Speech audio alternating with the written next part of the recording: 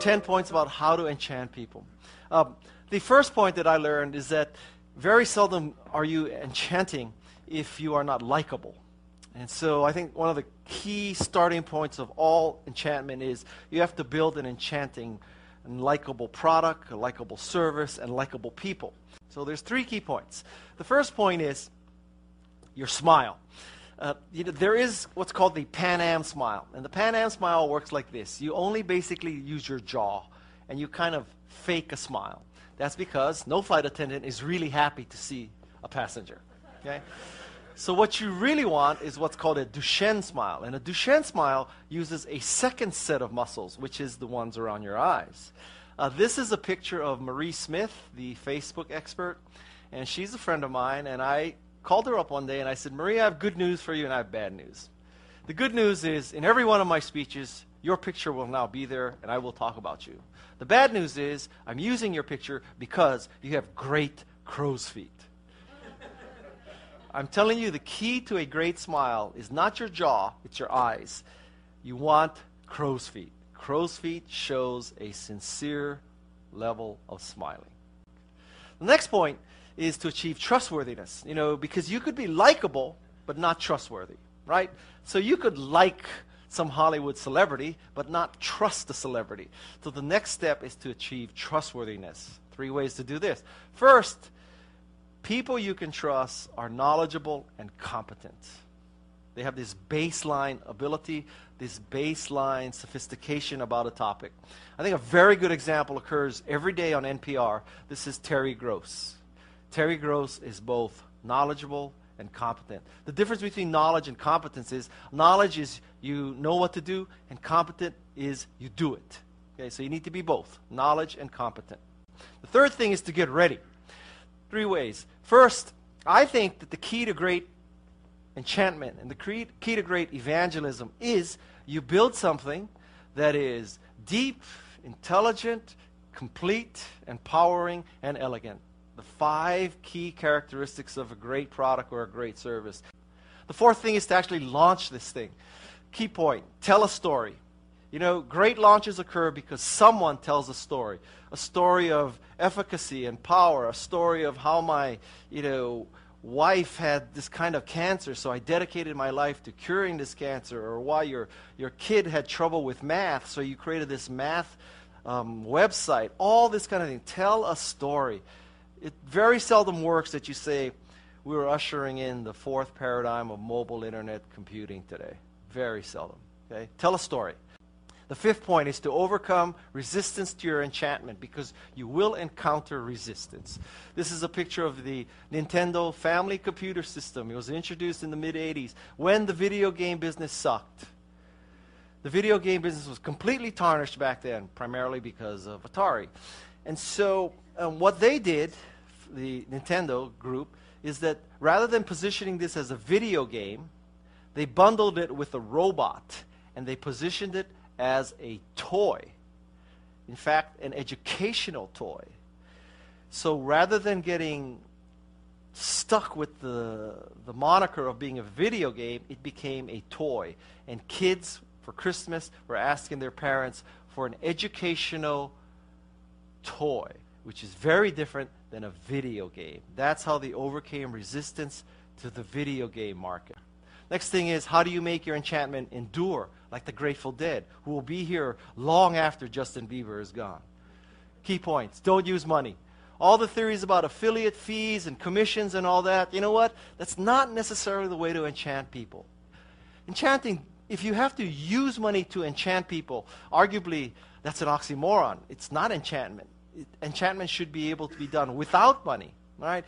So if you're going to create a competitor to YouTube, and your theory is, well, what we will do is we will give people a cut of the advertising that we can sell next to people's uploaded videos, and we'll make that more lucrative for people to upload to YouTube, to our competitor, than to YouTube, it might not work. It might not work because people might not be motivated by getting $2.50 a month in affiliate fees. They might be motivated by getting more people to watch their video.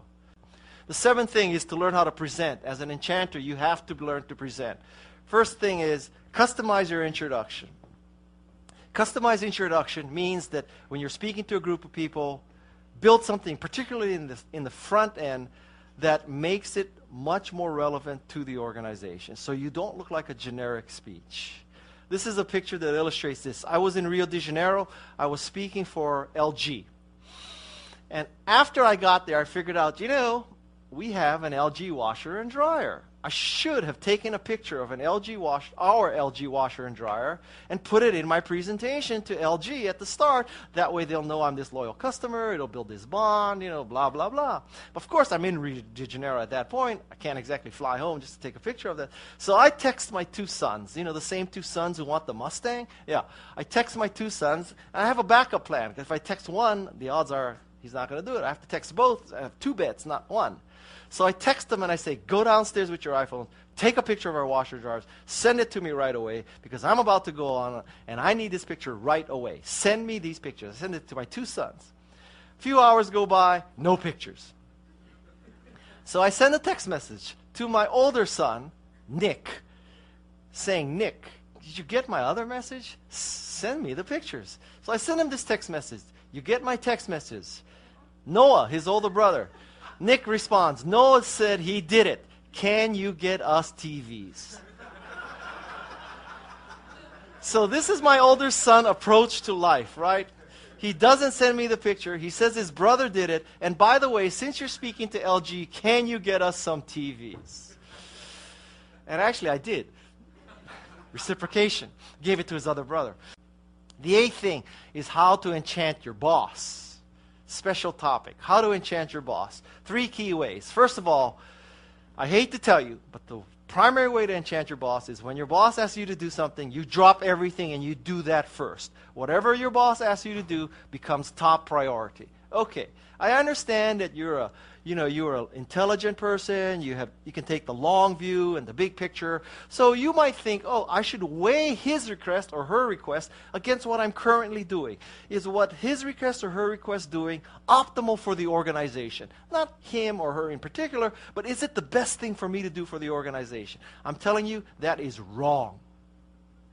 Your boss says something, do it. Drop everything else and do it. That will enchant your boss, because you don't really know why your boss is asking you to do something. It could be that his or her boss is asking for this. Drop everything else. First way to enchant your boss. The opposite of this is how do you enchant down or enchant employees who work for you? 3 key ways to do that. First, you provide MAP. MAP is this. You enable your employees to master a skill. You come work for me, you will learn how to use social media as a marketing tool. You will master a skill.